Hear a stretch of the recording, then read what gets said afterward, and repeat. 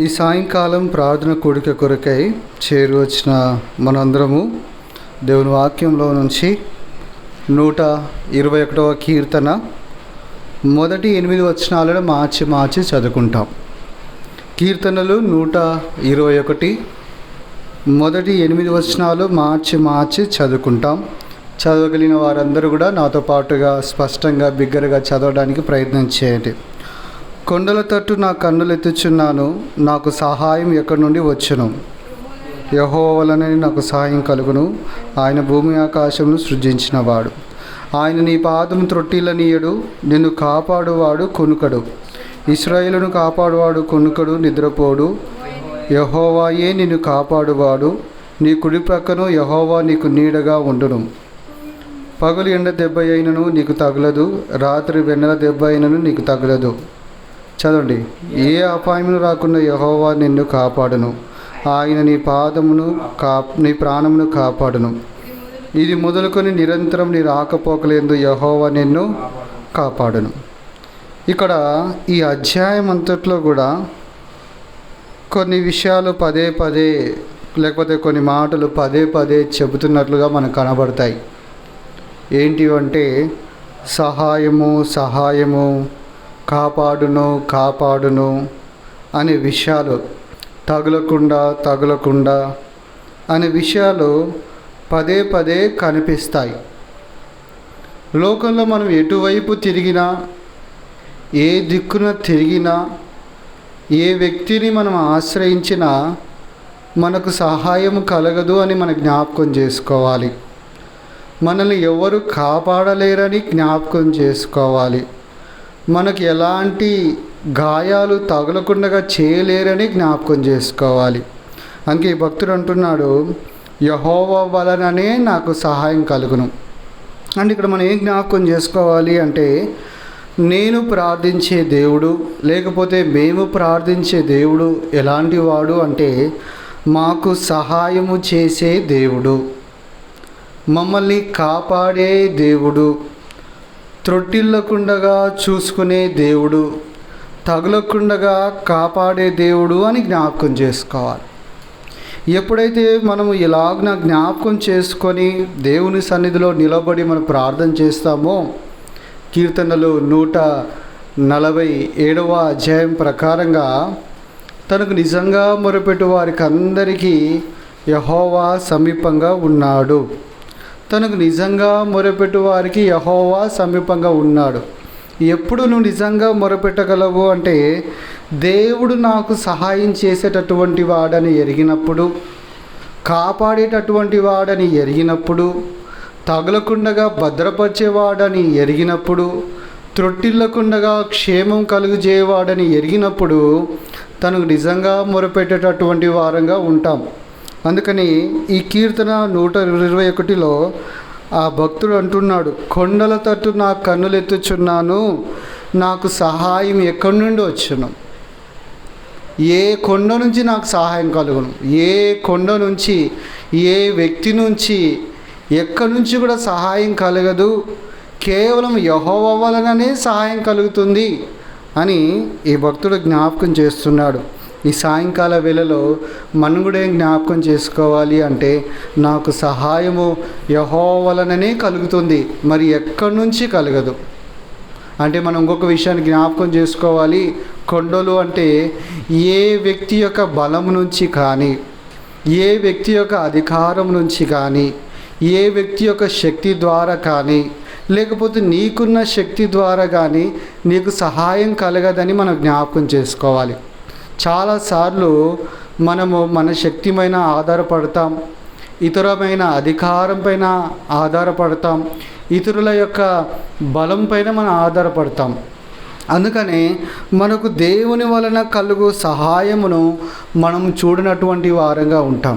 అయితే ఇక్కడ ఒక ప్రశ్న నేను వేయాలనుకుంటున్నాను. ఏంటంటే, దేవుడు ఎవరికి సహాయం చేస్తాడు? దేవుడు ఎవరిని కాపాడుతాడు?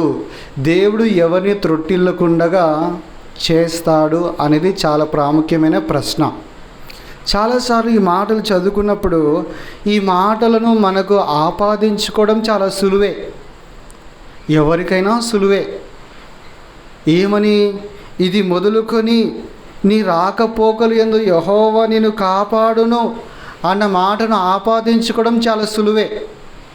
కానీ ఆ మాట ఎవరికి వర్తిస్తుంది, ఎవరిని కాపాడుతాడు, ఎవరిని భద్రపరుస్తాడు, ఎవరిని త్రొట్టిల్లకుండా చూస్తాడు అనేది చాలా ప్రాముఖ్యమైన విషయం. చూడండి, దేవుని వాక్యంలో కీర్తనలు 97వ అధ్యాయం, కీర్తనలు 97వ అధ్యాయం, కీర్తనలు 97వ అధ్యాయము 10వ వచనం ఒకసారి చదవండి. 97:10. యెహోవాను ప్రేమించు వారలారా చెడుతనమును అసహించుకొనుడి, తన భక్తుల ప్రాణమును ఆయన కాపాడుచున్నాడు. బాగా వినాలి, దేవుడు ఎవరినంటే వారిని కాపాడడు. ఎందుకు భక్తులనే కాపాడుతాడు అని మీకు తెలుసుకోవాలని ఉంటే మీరు ఇంటికి వెళ్ళి సామెతల గ్రంథం అంతా చదవండి. అక్కడ భక్తిహీనులకు నాశనం హఠాత్తుగా వచ్చును, భక్తిహీనులు కుప్పకూలును, భక్తిహీనుల సంతానం నిర్మూలమగును, భక్తిహీనుల ఆశ వ్యర్థమగునని చాలా చాలా చాలా రాసుంటాయి.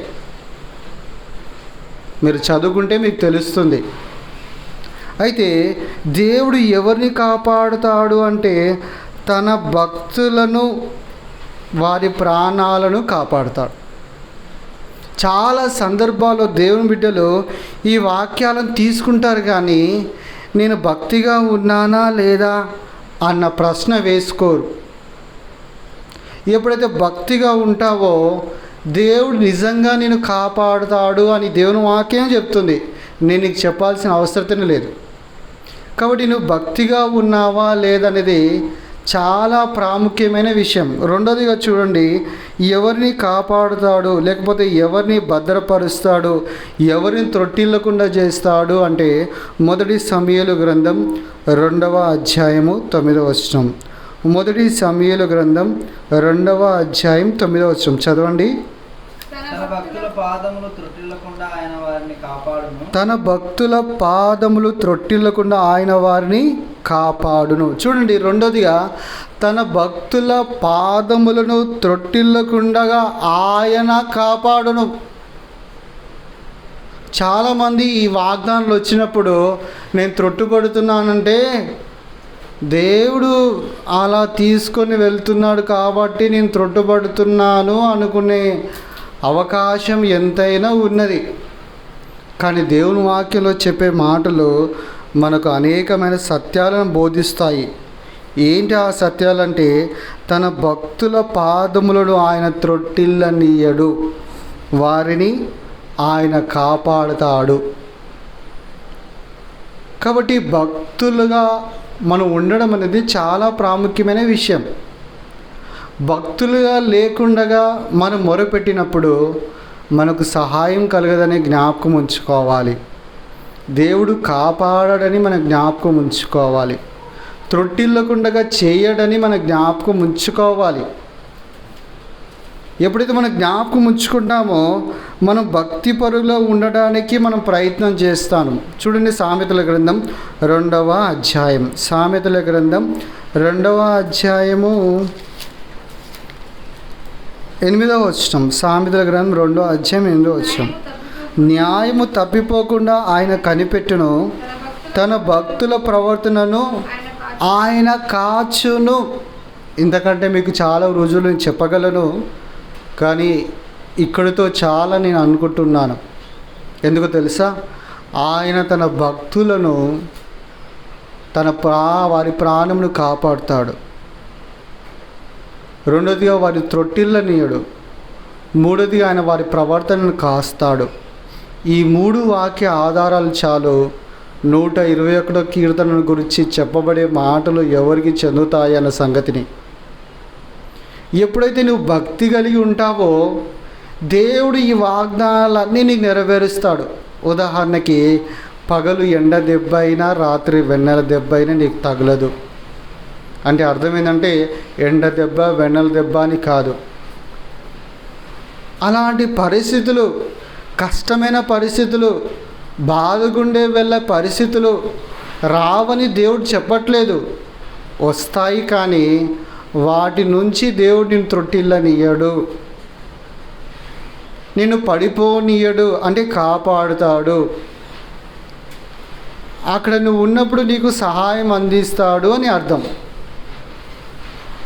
దేవుడు ఎక్కడ కూడా శోధనను తీసివేస్తానని చెప్పలేదు, బాగా గుర్తుంచుకోవాలి. కష్టాన్ని తీసివేస్తానని చెప్పలేదు. కానీ చాలామంది దేవుని బిడ్డలు వాళ్ళ ఊహాగానాలతో శోధన తీసివేసేయి, కష్టాలు తీసివేసేయి, బాధలు తీసివేసేయి, శ్రమలు తీసివేసేయి అని ప్రార్థిస్తుంటారు. ఇది నిజంగా చాలా బుద్ధిహీనమైన ప్రార్థన అని చెప్పాలి. దేవుడు వాటిని తీసివేస్తా అని చెప్పలేదు, కానీ వాటి నుంచి ఉపశమనం కలిగిస్తానని మాత్రం చెప్పాడు. ఉపశమనం కలిగిస్తానని మాత్రం చెప్పాడు. ఎప్పుడైతే నువ్వు భక్తి కలిగి ఉంటావో దేవుడు నీ జీవితంలో ఈ లోకంలో నువ్వు జీవించడానికి నీకు ఉపశమనము కలిగిస్తాడు. బాగా గుర్తుంచుకోవాలి. కానీ నీ జీవితంలో నుంచి వాటిని తొలగించాడు. అందుకే ఈ భక్తుడు అంటున్నాడు, యెహోవా వలననే నాకు సహాయం కలుగును. ఎన్నిసార్లు వెళ్ళాడో ఆయన దగ్గరికి ఆ సహాయం పొందుకొని, ఆయన చెప్పే మాటలు, ఆయన త్రొట్టిల్లనీయడు, కునుకడు, భద్రపరుస్తాడు, కాపాడుతాడు, ఇవన్నీ చెప్తున్నాడు ఎన్నోసార్లు. వెళ్ళి వెళ్ళి వెళ్ళి బహుశా నాకు తెలియదు వెళ్ళి. కాబట్టి దేవుని సన్నిధిలో మనం ప్రార్థించేదానికంటే ముందుగా మనం భక్తిగా ఉన్నామా లేదా అనేది మనం జ్ఞాపకం చేసుకోవాలి. బైబిల్లో భక్తిని గురించిన అతి ప్రాముఖ్యమైన ఒక 3 మాటలు చెప్పబడ్డాయి. ఆ 3 మాటలు మనం చదువుకొని వాటిని మనం అర్థం చేసుకొని మనల్ని మనం పరీక్షించుకొని మనం ప్రార్థనలో ప్రవేశిస్తాం. మొట్టమొదటిగా చూడండి, యాకోబు రాసిన పత్రిక 1వ అధ్యాయం. యాకోబు రాసిన పత్రిక 1వ అధ్యాయము 27వ వచనం. 1:27. తండ్రి అయిన దేవుని ఎదుట పవిత్రమును నిష్కలంకమునైన భక్తి ఏదనగా దిక్కులేని పిల్లలను విధవరాండ్రను వారి ఇబ్బందులలో పరామర్శించుటయు ఇహలోక మాలిన్యం తనకు అంటకుండా తన్ను తాను కాపాడుకొనుటయే. బాగా వినాలి. ఈ మాటలు నీకు తెలిసినట్లుగా ఉన్నా కూడా దీనిలో గొప్ప పరమార్థం ఉన్నది. ఒకవేళ నీవు దేవుని ఎదుట భక్తి గలవాడుగా ఉన్నావా లేదని తెలుసుకోవడానికి ఇక్కడ 2 విషయాలు చెప్పాడు. ఈ లోకంలో భక్తిపరులు అనేకులు ఉన్నారు. మనకంటే లోకంలో ఉండే వాళ్ళ భక్తి అమోఘం, అపారం, అతీతం అని చెప్పాలి. ఎందుకంటే వాళ్ళ వంటి నిష్ట మన జీవితంలో మనం కలిగిలేము. అందుకే ఇక్కడ భక్తి అనగా ఏంటి? తండ్రి అయిన దేవుని ఎదుట అంటే దిక్కులేని పిల్లలను విధవరాండ్రను వారి ఇబ్బందులలో పరామర్శించుటయు. దిక్కులేని పిల్లలకు నీవు సహాయము చేయుట, వారి ఇబ్బందులలో వారిని పరామర్శించుట, విధవరాండ్రను పరామర్శించుట, వారికి సహాయం చేయుట నిజమైన భక్తి. రెండోదిగా ఇహలోక మాలిన్యం అంటించుకోకుండా చూసుకోవాలి. చాలాసార్లు దేవుని బిడ్డలుగా పిలువబడే మనము సులువుగా ఇహలోక మాలిన్యాన్ని అంటించుకుంటాం. ఇహలోక మాలిన్యమును, ఇహలోక అలవాట్లను, ఇహలోక పద్ధతులను, ఇహలోక కోరికలను, ఇహలోక విషయాలన్నిటినీ మనం అందించుకొని ఉంటాం. అందుకే 101వ కీర్తన 3వ వచనంలో దావీదు ఎలా అంటాడు, ఒకరు చదవండి. 101వ కీర్తన 3వ వచనం. భక్తి విడిచిన వాని క్రియలు నాకు అసహ్యము, అట్లాంటి వాటిని నేను అంటించుకోను. అట్లాంటి వాటిని నేను అంటించుకోను. అంటే ఈ లోకంలో భక్తి విడిచిన భక్తిపరులు చాలామంది ఉన్నారు. అలాంటి భక్తిహీనమైన క్రియలు నేను అంటించుకోను. వాళ్ళు భక్తులుగా ఉన్నారు కానీ వాళ్ళ జీవితంలో భక్తిహీనమైన క్రియలు ఉన్నాయి. ఇహలోక మాలిన్యాన్ని అంటించుకొని ఉన్నారు. యోబు అంటాడు, నా కన్నుల గురించి ఆయన చెప్తాడు, నా కన్నులతో నేను నిబంధన చేసుకున్నాను, ఏ స్త్రీని చూడనని. యవ్వన స్త్రీని నువ్వు చేసుకున్నావా? నా చెవులతో నేను ఏ చెడును విననని చాలామంది భక్తులు చేసుకున్నారు. నా కంటితో నేను పాపం చేయనని చాలామంది భక్తులు చేసుకున్నారు బైబిల్లో. నా హృదయంలో నేను పాపం చేయనని చాలామంది భక్తులు ప్రమాణం చేసుకున్నారు. నా చేతులతో పాపం చేయనని, నా ఆలోచనలో పాపం చేయనని, నా నడకలో పాపం చేయనని, ఇంకా చెప్పాలంటే నా కళ్ళలో కూడా నేను పాపం చేయనని చెప్పుకున్న భక్తులు చాలామంది ఉన్నారు. వారిలో అతి ప్రాముఖ్యమైన వ్యక్తి ఎవరో తెలుసా? దావీదు. వీటన్నిటిలో కూడా దావీదు చెప్పాడు, నేను ఇక్కడ పాపం చేయను, ఇక్కడ పాపం చేయను, ఇక్కడ పాపం చేయను. ముఖ్యంగా తాను కలలో కూడా ఆయన పాపం చేయడంట. అర్థమవుతుందా మీకు? ఎప్పుడైనా ఆలోచించావా నేను పాపం చేస్తున్నాను లేదన్నది? అందుకే ఇక్కడ ఏమంటున్నాడంటే, ఇహలోక మాలిన్యాన్ని అంటించుకోకుండా ఎవరైతే జీవిస్తారో అలాంటి వ్యక్తే భక్తిపరుడు. బహుశా నువ్వు సెల్ ఫోన్ అంటించుకున్నావేమో, అది నీకు తెలియదు. చాలా బాగుంది, ఆనందంగా ఉంది, సంతోషంగా ఉంది అని నువ్వు అనుకుంటున్నావు. ఒక్కసారి దాని గురించి నువ్వు తెలుసుకోవాలంటే ఒకరోజు పక్కన పెట్టి నువ్వు ఆలోచించే ఆలోచనలు ఒక్కసారి గమనించు. నువ్వు ప్రవర్తించే తీరును గమనించు. నువ్వు చేయాలనుకున్న విషయాలను గమనించి చూడు. నువ్వు ఎంత భక్తినత అంటించుకున్నావో తెలుసుకుంటావు. ఫోన్ ఒకరోజు పక్కన పెడితేనే అది నిన్ను ఎంత అంటిందని చెప్పడానికి నా దగ్గర చాలా రుజువులు ఉన్నాయి. ఆ మధ్యకాలంలో ఒక చిన్న బాలుడికి ఫోన్ ఇచ్చిందంట వాళ్ళ తల్లి. ఫోన్ ఇస్తే ఆ బాబుకు ఫోన్కి అలవాటు పడ్డాడు. ఒకరోజు వాళ్ళ తల్లి ఫోన్ లాక్కుంది. ఆ అబ్బాయి 4వ అంతస్తు నుంచి దుంకి చచ్చిపోయాడు. అంటించుకున్నాడా లేదా? బాగా గమనించాలి. అందుకే ఇక్కడ భక్తుడు అంటున్నాడు, ఇహలోక మాలిన్యము అంటించుకోకూడదు. అందుకే సామెతల దగ్గరలో రాయబడింది ఏమని తెలుసా? జార స్త్రీ ఉండు సందు దగ్గర పోకు, అంతే నీ పని. అవన్నీ అంటించుకోవడమే. ఇలా చెప్పుకుంటూ పోతే చాలా ఉన్నాయి. ఇహలోక మాలిన్యాన్ని అంటించుకోకుండా నువ్వు ఉన్నావా? అయితే ప్రార్థన చేయి. దేవుని ప్రార్థన విని నీ కష్టాన్ని తీర్చి నిన్ను బాగు చేసేటటువంటి దేవుడుగా ఉన్నాడు.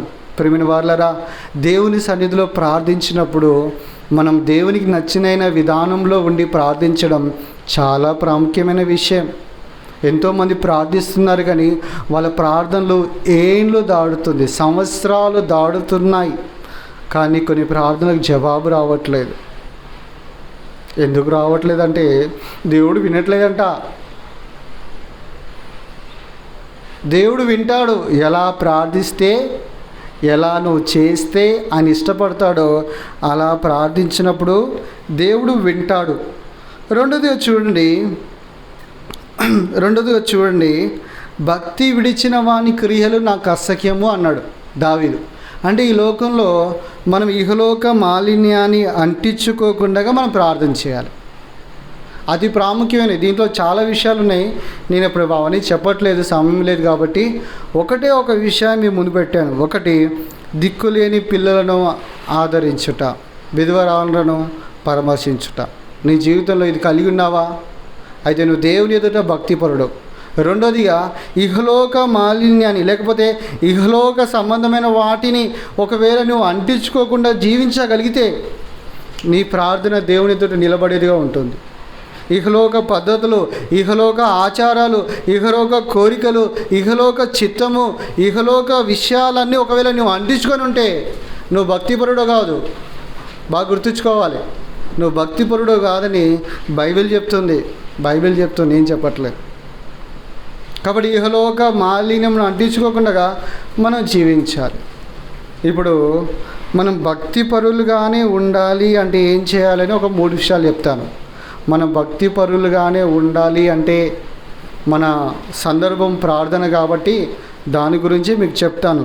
1 తిమోతి రాసిన పత్రిక 2వ అధ్యాయము. 1 తిమోతికి రాసిన పత్రిక 2వ అధ్యాయము మొదటి వచనాన్ని రెండవ వచనాన్ని అందరం కలిసి చదువుకుంటాం. మనము సంపూర్ణ భక్తియు మాన్యతయు కలిగి నెమ్మదిగాను సుఖంగాను బ్రతుకు నిమిత్తము. ఒక్క నిమిషం ఆగండి. ఇక్కడ నీకు సంపూర్ణమైన భక్తి కలగాలి అంటే, మాన్యత కలగాలి అంటే, ఒకవేళ నువ్వు నెమ్మదిగా సుఖంగా బ్రతకాలి అంటే ఏం చేయాలి అనేది ఇక్కడ చెప్పబడుతూ వచ్చింది. ఏంటి తెలుసా? అన్నిటికంటే ముఖ్యంగా మనుషులందరి కొరకు, రాజుల కొరకు, అధికారుల కొరకు విజ్ఞాపనములను, ప్రార్థనలు, యాచనలు, కృతజ్ఞతాస్తుతులను చేయవలనని హెచ్చరించుచున్నాను. ఒకవేళ నువ్వు భక్తిపరుడుగా ఉండాలి, నేను భక్తిపరుడుగానే జీవిస్తున్నానని చెప్పడానికి ఒక బలమైన రుజువు ఏంటంటే, నువ్వు ప్రార్థన చేస్తూనే ఉంటావు. ఎవరెవరి గురించి తెలుసా? రాజుల గురించి, అధికారుల గురించి, మనుషులందరి గురించి. అందుకే చూడు, నీ జీవితంలో నువ్వు నెమ్మదిగా సుఖంగా బ్రతకట్లేదని దానికి కారణమే తెలుసా? నువ్వు దేవుని ఎదుట భక్తిపరుడుగా లేవు. రెండోదిగా ఆయన చెప్పినట్లుగా నువ్వు వీరందరి గురించి ప్రార్థించట్లేదు. వీరందరి గురించి ప్రార్థించట్లేదు కాబట్టి జీవితంలో నెమ్మది లేదు. నేను ఒక సేవకుని అడిగాను. ఆయన పేరు ప్రేమ్దాస్ అన్న. ఆయన చాలా చాలా చాలా సమస్యలో తిరుగుతూ ఉంటాడు. ఆయన ఒకరోజు నేను ఇద్దరం కలిసి ఆటోలో ప్రయాణించేటప్పుడు అడిగిన, అంకుల్ ఇంత గందరగోళమైన పరిస్థితులలో నీకు ఎట్లా నెమ్మది ఉంటుంది అంకుల్ అని అడిగిన. అంటే ఆయన ఒకటే అన్నాడు, తిమోతికి రాసిన పత్రిక 2వ అధ్యాయం 1-2 బ్రదర్, నేను అది తప్పకుండా చేస్తా, అందుకే నాకు నెమ్మది ఉంది అన్నాడు. నిజంగా ఆయన చూస్తే మనిషి కలవరంతోనే ఉంటాడు కానీ నెమ్మదిగా కూడా ఉంటాడు. ఆశ్చర్యం అది. ఏంటో తెలుసా? నిజమైన ఒకవేళ భక్తిపరుడుగా ఉండాలి అంటే మాత్రం ప్రార్థన చేస్తూ ఉండాలి. నెమ్మదిగా సుఖంగా ఉండాలంటే ప్రార్థన చేస్తూ ఉండాలి. ఎవరెవరి కొరకు ప్రార్థన చేస్తూ ఉండాలి? రాజుల కొరకు, అధికారుల కొరకు, మనుషులందరి కొరకు ప్రార్థన, విజ్ఞాపన, యాచనలు సమర్పించాలి. అలా కాకుండా నీవు భక్తిపరుడనని చెప్పుకుంటే దేవుడు నీ ప్రార్థన వినడు, నిన్ను కాపాడు, నీకు సహాయం చేయడు, నిన్ను త్రొట్టిల్లకుండా భద్రపరచాడు. అందుకే ఇలాంటి వారిని దేవుడు చూసేమో తెలుసా? ఓ వేషధారి అన్నాడు. అంటే పైకి భక్తిగా కనబడి దేవుని శక్తిని ఆశ్రయించినటువంటి వారిని గురించి. కాబట్టి నువ్వు భక్తిపరుడుగా ఉండాలి అంటే మాత్రము ప్రార్థన చేస్తూ ఉండాలి. ఇది మొదటి నియమము. రెండవ నియమం చూడండి. ఇదే మొదటి తిమోతికి రాసిన పత్రిక 2వ అధ్యాయము 10వ వచనం. ఇదే మొదటి తిమోతికి రాసిన పత్రిక 2వ అధ్యాయం 10వ వచనం. చదవండి ఒకరు. దైవభక్తి గల వారమని చెప్పుకోను స్త్రీలకు తగినట్లుగా సత్క్రియల చేత తమ్మును తాము అలంకరించుకొనవలెను. ఇక్కడ స్త్రీల గురించి చెప్పబడిందని మీరు అందరూ కంగారు పడుతున్నారా? కంగారు పడకండి. సత్క్రియలు ఎవరు చేయాలో మత్తయి సువార్తలో రాయబడింది. చూడండి, మత్తయి సువార్త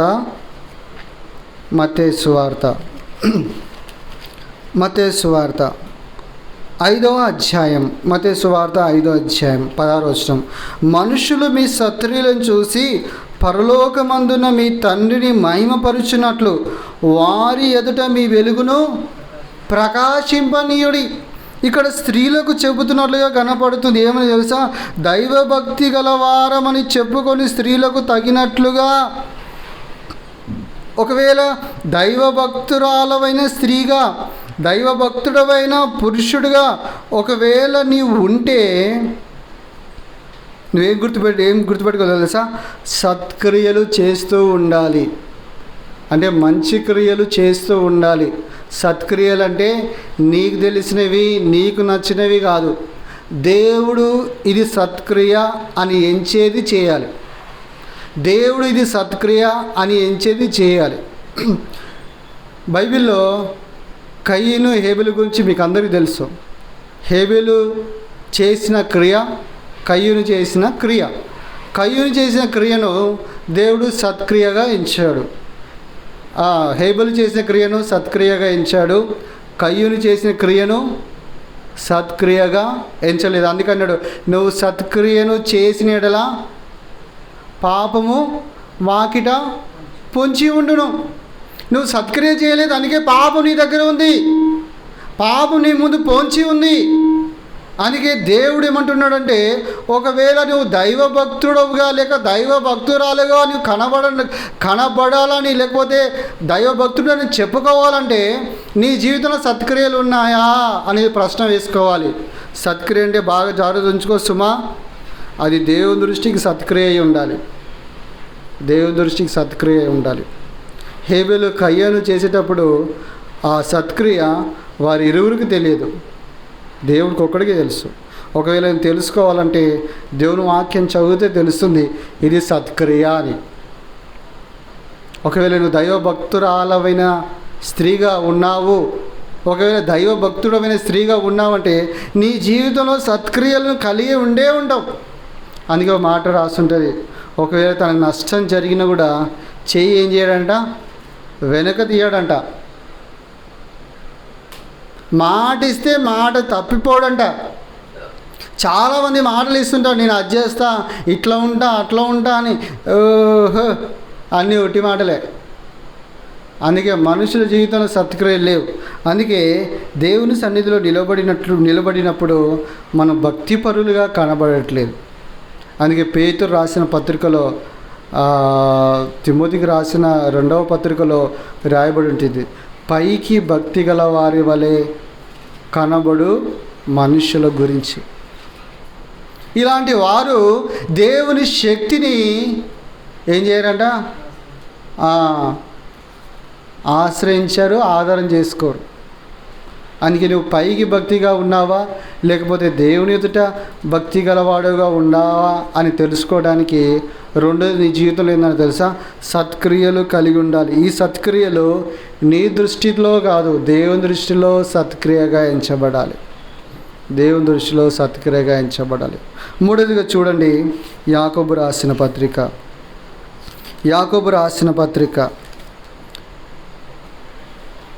1వ అధ్యాయము 26వ వచనం. 1వ అధ్యాయం 26వ వచనం. అందరం కలిసి చదువుకుంటామా? 1:26. ఎవడైనను నోటికి కళ్ళెము పెట్టుకొనక తన హృదయమును మోసపరచుకొనుచు భక్తి గలవాడనని అనుకొనిన ఎడల వాని భక్తి వ్యర్థమే. చాలామంది ఎక్కువగా మాట్లాడే వాళ్ళు ఉంటారు. బహుశా మీ కోపం రావచ్చు కొంతమందికి మాట్లాడే వాళ్ళకి. బైబిల్ చెప్తుంది, విస్తారమైన మాటలలో దోషం ఉండక మానదు. నువ్వు మాట్లాడే మాటలు మంచివే, కానీ అవి నీ భక్తిని తొలగిస్తాయి. రెండోది, బైబిల్ చెప్తుంది నీ మాట అవునంటే అవును, కాదంటే కాదు. వీటికంటే ఒకవేళ మించింది వస్తుందనుకో, అది దుష్టు నుండి పుట్టే మాటలే అని బైబిల్ సెలవిస్తుంది. దావీదు అంటాడు, యెహోవా నా ఆశ్రయదుర్గమా, నా నోటి మాటలు, నా హృదయ ధ్యానము నీ దృష్టికి అంగీకారమగునుగాక. నీ దృష్టికి నా నోటి మాటలు అంగీకారం కావాలి. ఒకవేళ కాకపోతే నీ సన్నిధిలో నేను నిలబడలేనయ్యా అనేది దావీదు యొక్క ఆలోచన. కాబట్టి మనము ప్రార్థించే దానికంటే ముందు నీ నోటి కళ్ళెం పెట్టుకున్నావా లేకపోతే నీ హృదయాన్ని మోసపుచ్చుకుంటావు. అందుకే హృదయాన్ని మోసపుచ్చుకునే వాళ్ళు ఏం చేస్తారో తెలుసా, విస్తారంగా మాట్లాడతారంట. విస్తారంగా మాట్లాడి పాపాన్ని కూడబెట్టుకుంటారంట. అంటే విస్తారంగా అంటే తమకు తెలియని విషయాల గురించి కూడా మాట్లాడతారంట. చూడండి, యూదా రాసిన పత్రిక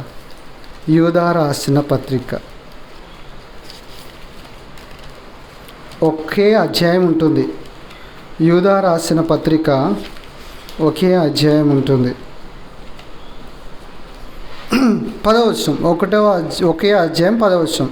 వీరైతే తాము గ్రహింపని విషయంను గూర్చి దూషించువారే వివేక శూన్యములకు మృగముల వలె వేటిని స్వాభావికముగా ఎరుగుదురో వాటి వలన తమ్మును తాము నాశనము చేసుకొనిచున్నారు. అంటే తాము గ్రహింపని విషయాల గురించి కూడా మాట్లాడతారంట. అందుకే నీకు ఒక విషయం పూర్తి తెలియనంత వరకు నోరు మూసుకొనుండు. అప్పుడు భక్తిపరుడుగా ఉంటావు. నీకు తెలియదు ఏదేదో మాట్లాడుతావు పిచ్చోడ్లాగా. మళ్ళీ వచ్చి అంటావు నేను భక్తిపరుడను అని. అందుకే దేవుని ఎదుట భక్తిపరుడు అంటే వాడు ఎలాంటి వాడంటే నోటికి కళ్ళెం పెట్టుకొని ఉండేటటువంటి వాడు. అంటే మాట్లాడకుండా ఉండని చెప్పలేదు, ఎంత అవసరమో అంతే, ఎంత అవసరమో అంతే. చూడండి, దేవుడు అబ్రహాంతో మాట్లాడే సందర్భాన్ని, అబ్రహాము దేవునితో మాట్లాడే సందర్భాన్ని చూడండి. అబ్రహాము ఏమి కావాలో చెప్తున్నాడు, దేవుడు ఏం చేస్తాడో చెప్తున్నాడు. ఆదికాండం 18వ అధ్యాయంలో 4-5 సార్లు అడిగాడు. దేవుడు ఏమైనా చెప్పాడా? అబ్రహాం ఏమైనా అడిగాడా? లేదు సుమా. దేవుడు ఏది చెప్తాడో అదే చేయమంటాడు. దేవుడు ఏది చేస్తాడో అదే మనల్ని కూడా చేయమంటాడు. దేవుడు చేయని వాటిని మననే చేయమని చెప్పడు. కాబట్టి ఎవడైనా భక్తిపరుడుగా అని కనబడాలి, నీ భక్తిపరుడనని అనుకోవాలి అంటే తన నోటి కళ్ళెం పెట్టుకొని ఉండాలి. ఎప్పుడైతే నోటి కళ్ళెం పెట్టుకుని ఉంటావో అప్పుడు మాత్రమే నీవు ధైర్యంగా దేవుని సన్నిధికి వచ్చి యెహోవా వలననే నాకు సహాయం కలుగును అని చెప్పొచ్చు. అప్పుడు ఆయన నీ కోరికలన్నిటినీ, నీ ఆశలన్నిటినీ, నీ అక్కర్లన్నిటినీ తీర్చేవాడు. అంత మాత్రమే కాదు, నీ జీవితంలో నేను కాపాడే దేవుడుగా, త్రొట్టిల్లు నీకుండా ఉండే దేవుడుగా, కునుకని దేవుడుగా, తర్వాత నీకు సహాయం చేసే దేవుడుగా ఉంటాడు. అలా కాకుండా నువ్వు అలా జీవించేసి దేవా ఈ వాగ్దానం నెరవేర్చు, ఈ వాగ్దానం నెరవేర్చు అంటే దేవుడు నెరవేర్చడానికి నీకోసం ఖాళీ కూర్చోలేదు. కాబట్టి ఈ వాక్య భాగం ద్వారా మనం అర్థం చేసుకునే విషయంలో ఏంటి అంటే దేవుని సన్నిధిలో మనం వెళ్ళి ప్రార్థించేటప్పుడు దేవుడు నా ప్రార్థన వినడానికి నేను సిద్ధపడి ఉన్నానా లేదనేది చూసుకోవాలి. అందుకే దేవుని సన్నిధికి వచ్చేటప్పుడు ఎలా రావాలంటే పరిశుద్ధమైన అలంకారముల చేత అలంకరించుకొని రావాలి. అంటే వస్త్రాల గురించి కాదు, తమ జీవితాలను గురించి, తాము కలిగి ఉండాల్సిన విషయాల గురించి, తాము చేయాల్సిన విషయాల గురించి, తాము కనపరచాల్సిన విషయాల గురించి ఇక్కడ చెప్పబడుతూ వస్తుంది ఆ మాట. అలాంటి వారే ఏం చేస్తారో తెలుసా? చూడండి, కీర్తనలు 32వ అధ్యాయం 6వ వచనం. కీర్తనలు 32వ అధ్యాయం 6వ వచనం. ఒకరు చదవండి. 32:6 కావున నీ దర్శన కాలమందు భక్తి గల వారందరూ నిన్ను ప్రార్థన చేయుదురు. విస్తార జల ప్రవాహములు పొర్లి వచ్చినను నిశ్చయముగా అవి వారి మీదికి రావు. అంటే ఇక్కడ మీరు ఒక మాట అర్థం చేసుకోవాలి.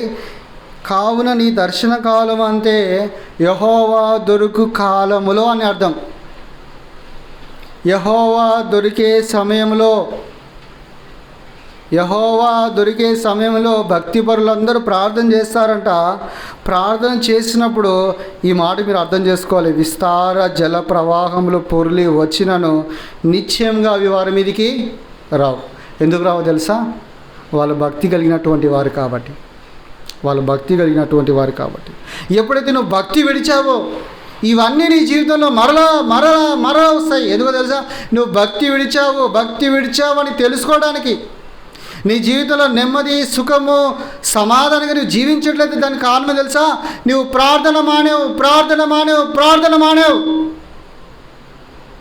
ఎప్పుడు వేషధారుల వలె నీకు అవసరమైనవి, నీకు నచ్చినవి, నీకు ప్రయోజనకరమైన వాటి గురించే ప్రార్థిస్తున్నావు. కానీ రాజుల కొరకు కానీ, అధికారుల కొరకు కానీ, మనుషులందరి కొరకు కానీ నీ జీవితంలో ఎడతెగకుండా ప్రార్థన చేస్తున్నావా?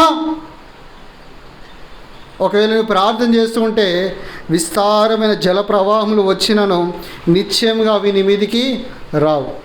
కాబట్టి ఈ సాయంకాల వేళలో దేవుని వాక్యం ద్వారా మన జ్ఞాపకం చేయబడుతున్న విషయాలు ఏంటంటే దేవుడు ఎవరికి సహాయం చేస్తాడు, దేవుడు ఎవరిని కాపాడుతాడు, దేవుడు ఎవరిని త్రొట్టిల్లకుండా చూస్తాడు, దేవుడు ఎవరిని భద్రపరుస్తాడంటే భక్తి గల వారిని బాగా జ్ఞాపకం ఉంచు.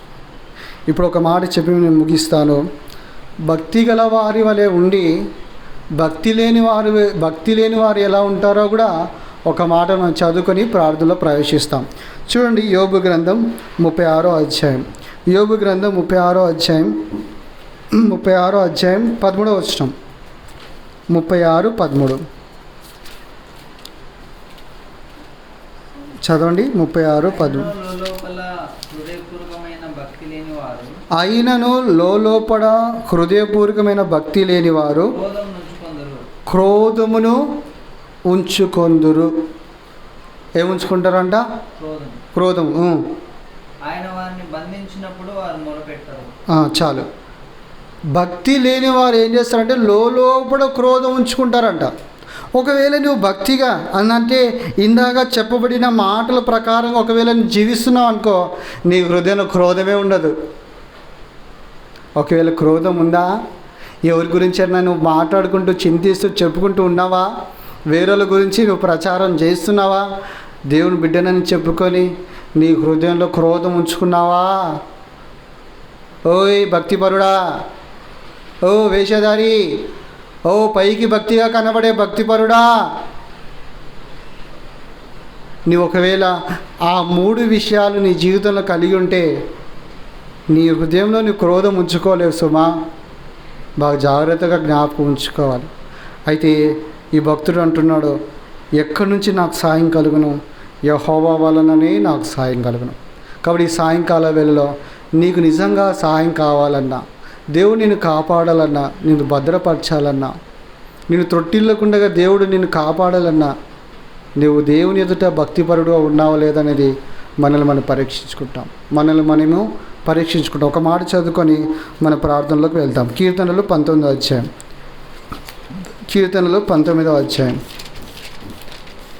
19వ అధ్యాయము 12వ వచనం మొదటి లైన్ మాత్రమే చదువుకుంటాం. తన పొరపాటులు కనుగొనగల వాడేవాడు.